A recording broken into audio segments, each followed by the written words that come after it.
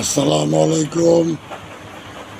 পবিত্র রবিবার সকালবেলা পাপী বান্দা আল্লাহর কাছে হাত তুলে মোনাজাত করতেছে, আল্লাহ তুমি সকল হাসপাতালে অসুস্থ ব্যক্তিগণে আল্লাহ তুমি নিজ দায়িত্বে সুস্থতা দান করো। আল্লাহ আল্লাহ যারা আমাদের মা বাবা ভাই বেরাদার আত্মীয় স্বজন চাচা মামা জ্যাঠা এবং তো তামাম দুনিয়ার মুসলমান আল্লাহ অন্ধকার কবরে শুয়ে আছে, মাবুদ তুমি নিজ দায়িত্বে তাগারে জান্নাতের টুকরো বানা দাও খোদা, জান্নাতের সাথে কবরের মিল করে দাও খোদা।